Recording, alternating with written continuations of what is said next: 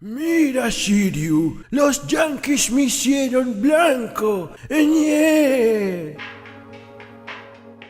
Por ahí, si no estabas enterado, hace poco la creadora de contenido Rei Mona, en su sección de Tales of the Lost, donde se dedica a encontrar Lost Media, socializó un episodio piloto de Guardians of the Cosmos, una reinterpretación 100% norteamericana de los Caballeros del Zodíaco, que de ser aprobada hubiera sido, en 1993, la forma en la que se habría presentado Saint Seiya en los Estados Unidos y posiblemente el resto del mundo. La misma fue realizada por Fred Wolf Films, una empresa que fue muy importante en la industria de la animación durante los 80s y 90s, siendo su principal aporte el mega hit e ícono de la cultura pop, la caricatura original de las Tortugas Ninja. Es muy difícil hablar de este piloto y aportar algo nuevo en términos de impresiones, pero personalmente quedé enamorado. Como consumo irónico me parece brillante de lo delirante que puede llegar a ser y lo distinto que encara la iconografía de Saint Seiya, pero también me fascinan algunas decisiones que se tomaron que demuestran un entendimiento del atractivo de la serie clásica. Además de que no fue el único intento de repensar la franquicia desde cero en las tierras norteamericanas, ya que sabemos que existió un piloto live action llamado Star Storm, que tristemente todavía no está para que todos lo podamos ver. Así que hola y bienvenido a PBZ. Hablemos un rato sobre esta serie y algunas observaciones que he tenido y las posibles razones de por qué la serie se forjó de la manera que se hizo.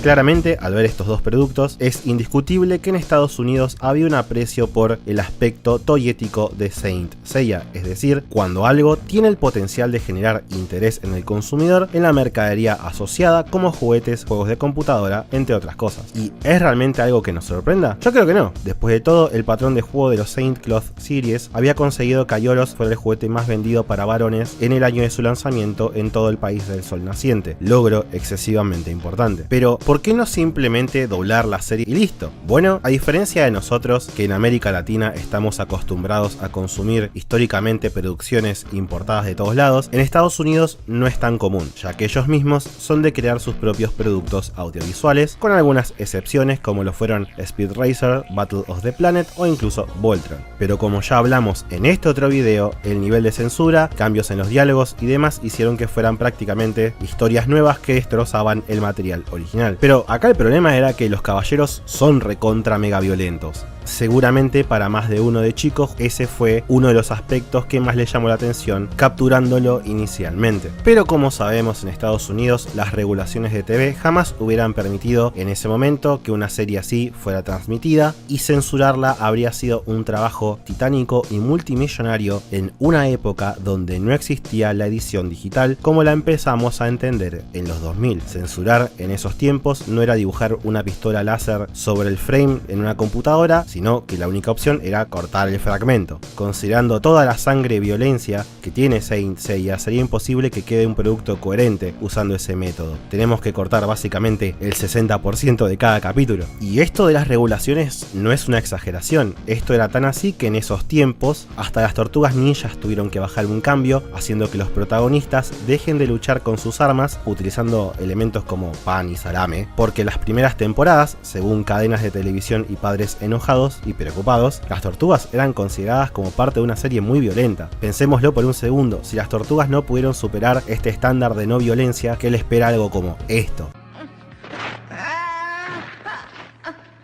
Man, todavía me acuerdo cuando mi vieja vio esto y quedó horrorizada y me dijo que prefiriera que viera Dragon Ball. Aguante el señor Piccolo. Pero bueno, entonces no me parece tan alocado que intentaran recontextualizar juguetes japoneses a partir de una serie 100% nueva. Después de todo, había un historial de éxitos detrás de eso, ya que por ejemplo esa es literalmente la vida y obra de Transformers y GoBots, dos propiedades que nacen de la misma práctica. Pero ahora, ¿cómo encaró Guardians of the Cosmos todos estos cambios? Lo interesante del estudio encargado de la serie es que no fue la primera vez que tomaban un concepto y lo repensaban casi en su totalidad. Las Tortugas Ninjas son el mayor ejemplo de esto. El cómic de Mirage es muy distinto y oscuro y a pesar de todo tuvo un moderado éxito, pero fue gracias al staff de Fred Wolf Films quienes lograron perfectamente detectar los atractivos del cómic original y al darle todo un nuevo contexto permitieron que las tortugas pasaran de ventas aceptables a un mega éxito de los 80 que sigue generando dinero por montones al día de hoy. Es más, el mismo año que hicieron Guardians habían también rebooteado Speed Racer y la verdad que habían elevado los los aspectos toyéticos de la franquicia a otro nivel, creando un nuevo patrón de juego a partir de la iconografía original de la serie, que fue súper atractivo para los infantes de la época. No por nada, aunque el título fue cancelado luego de una temporada, la línea de juguetes sobrevivió por sí sola unos años más sin soporte audiovisual. Pero lo interesante de Guardians es que las armaduras salen poco en la serie, como que las van hypeando lentamente y hay un mayor foco en batallas físicas, algo que irónicamente escuché varias veces a más de un fan decir que le gustaría que estuviera más presente en la serie clásica. Pero bueno, antes de seguir, por si no lo viste, cosa que deberías hacer porque es maravilloso, Guardians of the Cosmos cuenta la historia de 5 muchachos que no se conocen entre sí, que un misterioso empresario les pagó para que entrenaran en distintas partes del mundo con el fin de protegerlo. Esta persona resulta ser Saori, que acá se llama Nova, quien es la reencarnación de Athena y quiere luchar contra su hermano Apolo, que es el diseño del patriarca, un dios que se encuentra en el Olimpo junto a sus 12 guerreros dorados dispuestos a destruir la Tierra. Es realmente interesante cómo fueron directamente a los Cloth B2 para los protagonistas como sus armaduras iniciales, algo que en lo personal creo que es una decisión que tuvo bastante sentido. Onda, la ola 1 de juguetes en Japón había sido los bronces, por lo que los diseños no estaban del todo refinados, pero las Saint Cloth Series a medida que avanzan van mejorando un montón. Por ejemplo, uno puede amar mucho los juguetes vintage de los dorados, pero es indiscutible que en esculpido y silueta general los generales marinos son mucho mejores. Hay mucha más experiencia detrás de la ingeniería a medida que pasan los años. Lo mismo pasó con los Cloth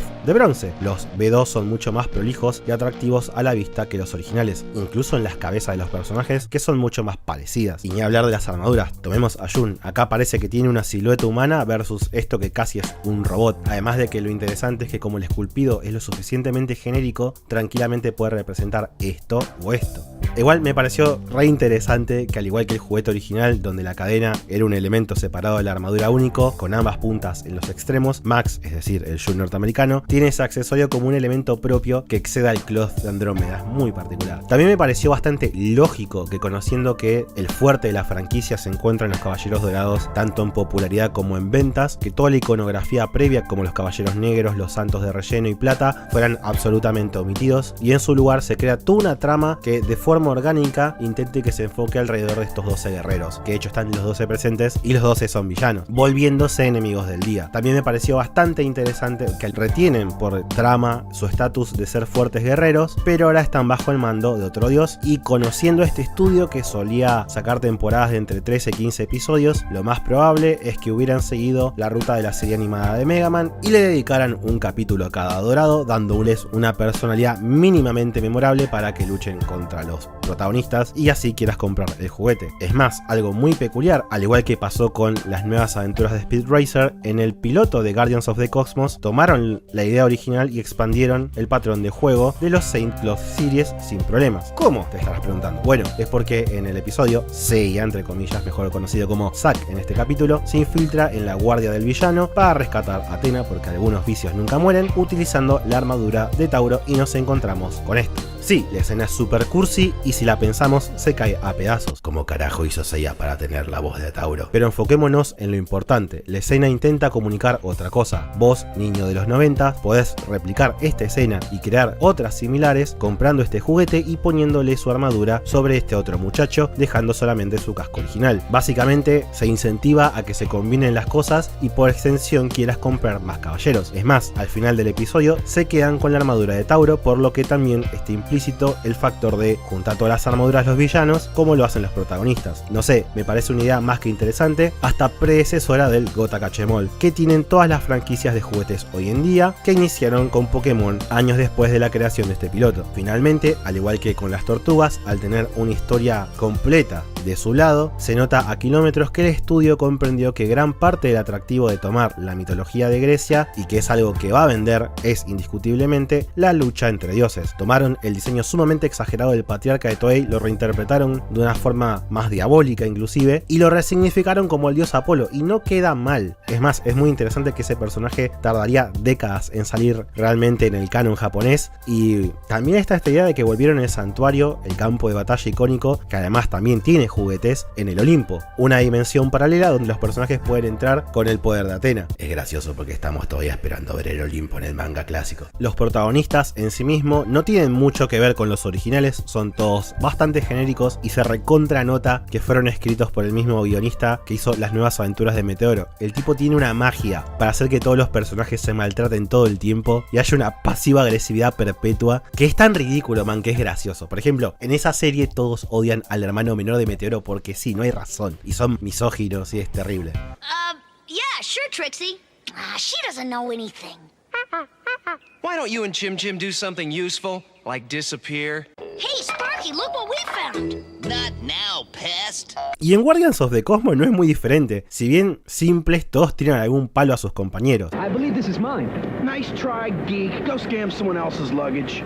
If I didn't need my clothes and gear, I'd cram this bag down your throat. ¿Cómo vas a amenazar a otro chabón que le querés meter un bolso por la garganta, flaco? Sos el protagonista, se supone que sos bueno. El caso más peculiar para mí es Max, el Yu norteamericano, que en lugar de hacer lo que hicieron las otras dos versiones que querían llegar al público yankee, volviéndole una mujer, acá redoblaron la apuesta y no solo que mantuvieron los colores de su cloth, sino que lo hicieron un super macho sarcástico que le chupa un huevo si duerme en un hotel o en un parque y que se le plantó solo, sin camisa y sin zapatos, a un caballero dorado solo con una cadena. Es bizarro y es maravilloso y lo amo. Es muy factible que no te hubieran permitido cambiar los colores del juguete y al ser los 90s, por miedo a que no vendiera, lo hicieron un hipermacho. Es una lástima que la dinámica entre hermanos con Iki se perdiera absolutamente, pero también calculo que esto de que no se conozcan entre todos permite que a lo largo de una temporada parte de la historia sea que se vayan amigando entre sí y que se conozcan y en el proceso uno como audiencia también lo haga. Por lo menos eso es una tendencia que vi que tiene este estudio con sus personajes. Y eso es básicamente Guardians of the Cosmos, un piloto que está lejos de ser un episodio 1 en términos de historia y hasta estética. Hay que entender que un piloto es más que nada una prueba para mostrar el concepto general dentro de una empresa y otros posibles sponsors dispuestos a poner dinero, así que posiblemente el producto final sería muy distinto. No sabemos bien por qué el proyecto quedó en la nada, por ahí priorizaron Speed Racer a ser una marca ya establecida en el país, tal vez los ejecutivos pensaron que no era una buena idea o simplemente el mismo lado japonés del asunto le dio el no al proyecto como pasó con Stormstorm. Dudo que hubiera sido el mega clásico que fue el anime original, pero acá claramente hubo un entendimiento de los atractivos y puntos fuertes que hacen, por lo menos a un nivel superficial, a Saint Seiya, y si algo sí estoy seguro es que a mi yo de 6 años le hubiera encantado, en especial si pensamos esto como un beta y no como un producto final, una prueba de concepto. Lo único que nunca logré entender es por qué las ciudades en el futuro, man, ¿por qué están en la ciudad de Batman Beyond? ¿Qué les pasaba? Y a vos, ¿qué te pareció esta maravilla llamada Guardians of the Cosmos? Los leo y nos vemos la semana que viene.